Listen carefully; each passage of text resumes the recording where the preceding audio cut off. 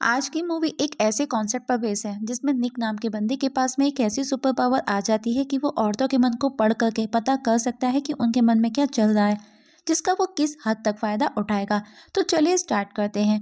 Movie की शुरुआत निक martial से होती है, जो शिकागो के किसी एड कंपनी में एज एग्जीक्यूटिव काम करता है। निक की माँ एक सिंगल मदर थी, जो कि लास वेगास की स्ट्रीट में शो गर्ल थी। निक जब छोटा था तो वो अपनी माँ के साथ ही ज़्यादातर समय स्पेंड करता था, इसीलिए वो हमेशा खूबसूरत लड़कियों के बीच में रहता था। इसलिए निक औरतों को कुछ ज़्यादा ही अच्छे तरीके से समझता था। निक डिवोर्सी था। कीकी नाम की उसकी एक्स वाइफ थी, जिससे उसे एलेक्स नाम की एक बेटी थी।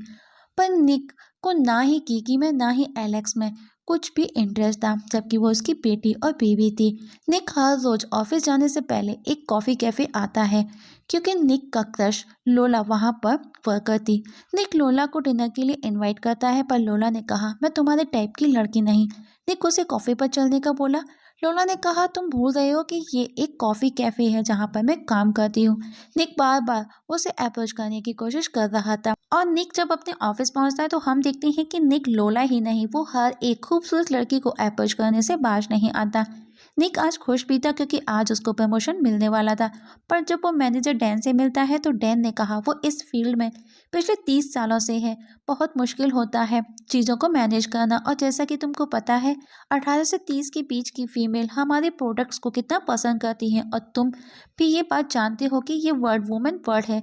निक ने कहा, आप कहना क्या चाहते हैं, आप साफ साफ क्यों नहीं कहते। डैन ने कहा, कंपनी ने डिसाइड किया है कि वो एक फीमेल को as a creative director hire करने वाले हैं, जिसका नाम डार्सी है, और वो आज से ही कंपनी ज्वाइन करने वाली है। निक को अपसेट देख डैन बोला, तुमको समझना होगा, हम जो काम करते हैं उसके लिए एक लड़की का होना कितना जरूरी है। आज उसकी एक्स वाइफ गिगी दूसरी शादी करने वाली होती है। गिगी ने निक को भी इनवाइट किया था। निक यहाँ पर भी गिगी के साथ में फ्लिर्ट करने से पास नहीं आया, वो उसके करीब आया, उसे किस करने को होता है। पर उससे पहले गिगी का न्यू हस्बैंड टेड वहाँ आ गया। गिगी ने कहा वो टेड के साथ में 2 हफ्तों के लिए क्रूज पर जा रही है हनीमून के लिए, तो उसे एलेक्स को अपने पास रखना होगा।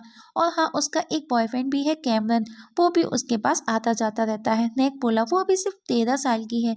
तभी एलेक्स वहाँ आ गई। एलेक्स बोली, पर मुझे ऐसा लगता है कि मैं 15 साल की हूँ। हम देखते हैं कि एलेक्स टेड को डैड और निक, जो कि उसका असली बाप है, उसे उसके नाम निक से बुलाती है। डार्सी ऑफिस ज्वाइन कर लेती है। डैन सभी को डार्सी से इंट्रोड्यूस कराता है एज अ क्रिएटिव डायरेक्टर। अब डार्सी स्पीच देना स्टार्ट करती है कि वो कंपनी को किस तरह कितने परसेंट तक प्रॉफिट में ला सकती है। पर निक पक पक कर रहा था, पर डार्सी उसकी लिप्स रीड कर लेती है। अब डार्सी सभी वर्कर्स को एक एक बॉक्स देती है, पर निक बॉक्स नहीं लेता। तब डार्सी खुद उसे एक बॉक्स पास करती है। डार्सी ने कहा, इसमें सभी फीमेल्स के प्रोडक्ट्स हैं, कल सबको इसे सेल करने के आइडिया के साथ में आना होगा। निक काफी फ्रस्ट्रेट था, और वो अपनी फ्रस्ट्रेशन को मिटाने के लिए ड्रिंक करता है, टीवी देखता है, डांस करता है, पर फिर भी उसका मन नहीं लगता। और अब वो डार्सी के दिए हुए बॉक्स को ओपन करता है और बहुत ट्राई करता है, पर कुछ भी आइडिया वर्क नहीं करता। तो अब निक वो बॉक्स के सामान को यूज करना स्टार्ट करता है, शायद उसे कोई आइडिया आ जाए, जैसे कि मस्कारा लगाना, वैक्स करना, स्टॉकिंग पहनना। और जब वो लास्ट प्रोडक्ट को यूज करने को होता है, तभी एलेक्स कैमरन के साथ वहां आ गई। निक को इस कंडीशन में देख करके वो शॉक थे। निक बोला, वो एक न्यू रिसर्च पर काम कर रहा है, इससे ज्यादा कुछ नहीं। पर एलेक्स उसे बहुत कुछ सुना करके चली गई। निक के मन में यही सवाल था, व्हाट अ वुमेन वांट। और अब वो हेयर ड्रायर यूज करना स्टार्ट करता है, पर उस दौरान उसका पैर किसी चीज पर पड़ा और वो फिसलता हुआ हेयर ड्रायर के साथ में बाथ टब में जाकर के गिरा, जिससे उसे बिजली के झटके लगते हैं और निक बेहोश होकर के गिर गया। नेक्स्ट डे जब उसकी मेड आई, तो निक को उस हालत में देख करके वो भी हैरान थी। और जब वो वहां पर फीमेल्स प्रोडक्ट देखती है तो सोचती है, ये सब इसने कब से स्टार्ट कर दिया। निक बोला, मैं बस न्यू रिसर्च पर काम कर रहा था। मेड बोली, पर मैंने कुछ नहीं बोला। और अब मेड अपने और अपने बॉयफ्रेंड के साथ में कल रात किए हुए डिनर के बारे में सोच रही होती है। निक बोला, उसे भूख नहीं है। मेड बोली, पर मैंने कुछ भी नहीं पूछा। और अब जब वो अपने अपार्टमेंट से बाहर आया, तो उसके प्यून उसे हर रोज के जैसे बाहर तक ड्रॉप करने आई। वो निक के पिछवाड़े को देख करके मन ही मन कुछ बोल रही थी, पर निक को सब कुछ समझ आ रहा था, क्योंकि वो उसका मन पढ़ रहा था। यहाँ तक कि रोड पर वो जिस किसी भी लेडी के पास से गुजरता, उसे समझ आ जाता कि कौन उसके बारे में क्या सोच रहा है। और आज उसे पता चलता है कि अब तक उसे गलतफहमी थी कि सब उसके बारे में अच्छा सोचते हैं, जबकि जुबान पर कुछ, दिमाग में कुछ और ही चल रहा था। लिमिट तो तब क्रॉस होती है जब वो ऑफिस आता है। कोई उसे ठगी, कोई उसे ढक्कन, खटिया, जाने क्या क्या समझती थी, जो कि मतलब जुबान से उसकी तारीफ करते थकती नहीं थी, पर उनके दिल में क्या था निक को आज सब कुछ पता चल रहा था। इवन उसकी सेक्रेटरी भी उसे घटिया इंसान समझती है, और अब निक को लगने लगा वो बीमार है, उसे एक्सोर्सिस्ट या फिर किसी साइकाइट्रिस्ट की जरूरत है। पर तभी वहां पर उसका कोवर्कर आ गया, वो उसे मीटिंग में चलने का बोला। निक उसे सब बताता है, पर वो बंदा उसे वापस से मीटिंग में चलने का कहता है, क्योंकि आज सभी को अपने अपने आइडियाज़ की प्रेजेंटेशन देनी है। निक बोला वो मर रहा है और उसे मीटिंग की पड़ी है। निक उसे सब बताने लगा जो भी उसके साथ में हो रहा था। तभी एक वर्कर उसके पास से गुजरती है। वो बंदा निक को पूछता है, अगर ऐसा है तो बताओ ये मेरे बारे में क्या सोचती है। निक पहले मना करता है, लेकिन उसके इंसिस्ट करने पर निक बोला वो तुम्हें ये समझती है। बेचारा बंदा तो सदमे में चला गया। और अब निक एक दूसरी वर्कर को देखता है जो खुद की लाइफ खत्म करने का सोच रही थी, क्योंकि 2 साल से उसका प्रमोशन नहीं हुआ था। निक अब मीटिंग में पहुंचता है जहां पर वो डार्सी को देखता है। वो उसके मन को भी पढ़ लेता है, पर वो कुछ भी गलत नहीं था।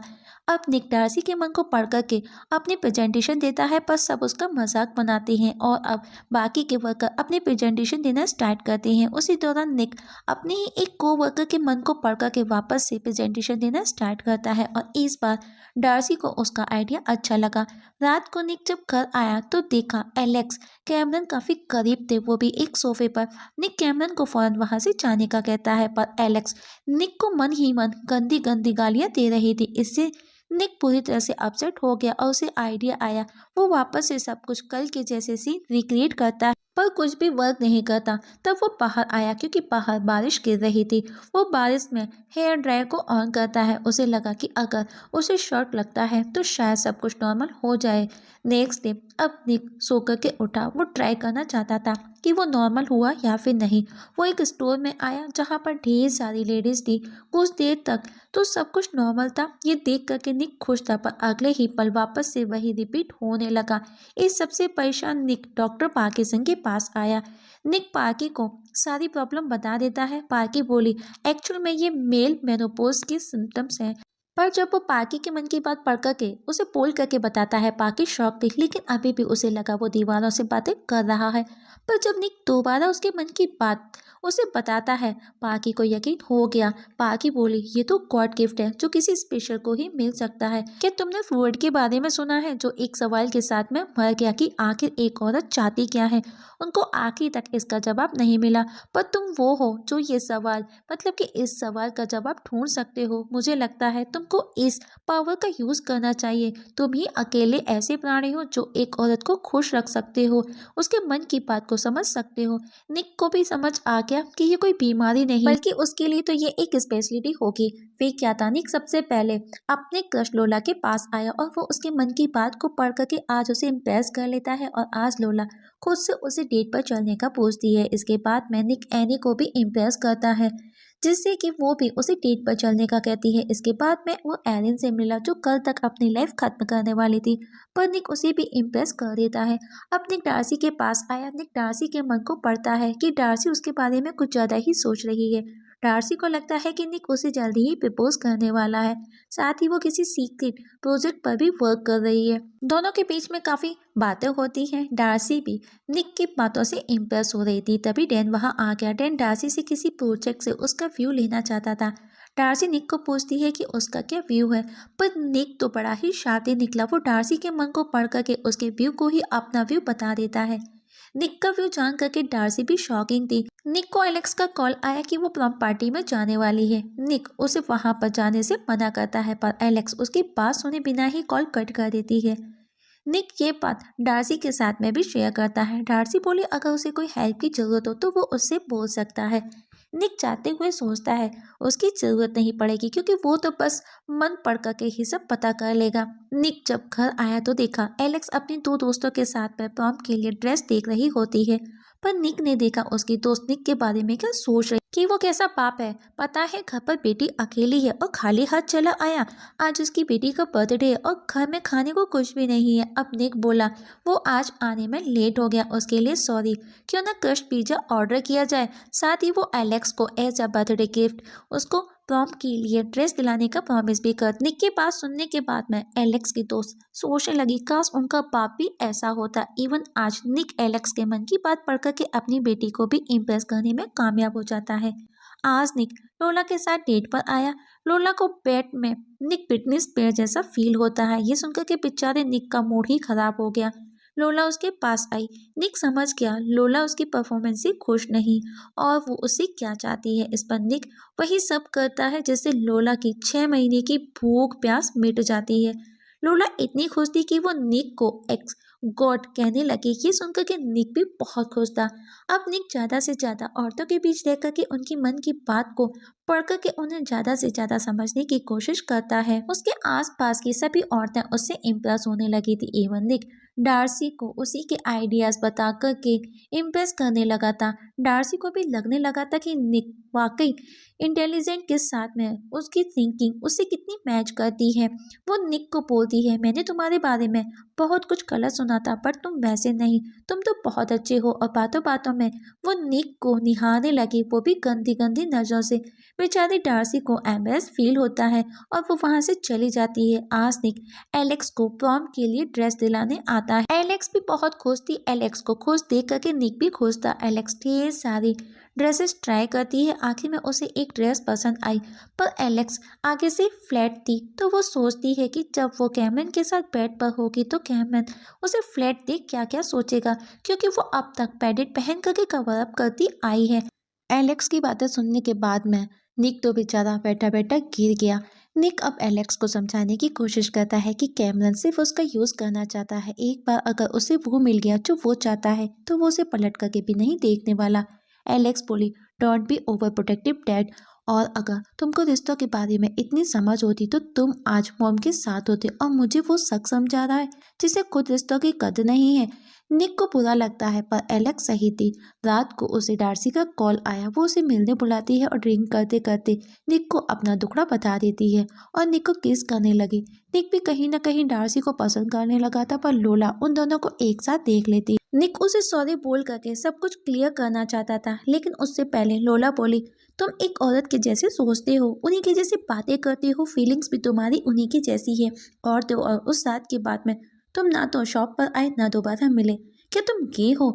निक काफी शॉक था पर उसे आइडिया आया और वो एक्सेप्ट कर लेता है कि वो गे है। ये सुनकर के लोला उसे सिंपैथी से गले लगाते हुए बोली उस रात वाली बात को किसी से शेयर मत करना। नेक्स्ट डे निक डार्सी के पास आया पर डार्सी कल रात वाली सारी बातें भूल चुकी थी। वो उसे फौरन प्रेजेंटेशन रूम में आने का कहती है। निक की प्रेजेंटेशन सभी को पसंद आती है पर निक को गिल्ट फील हो रहा था क्योंकि वो प्रेजेंटेशन के आइडियाज उसने डार्सी के आइडिया से ही लिए थे। वो उन्हें अपने आइडिया बता करके प्रेजेंट कर रहा था। निक डार्सी को मेल करके सब सच बताना चाहता था पर तभी डार्सी वहां आई और वो उसे अपने नया घर दिखाने के बहाने ले जाती है।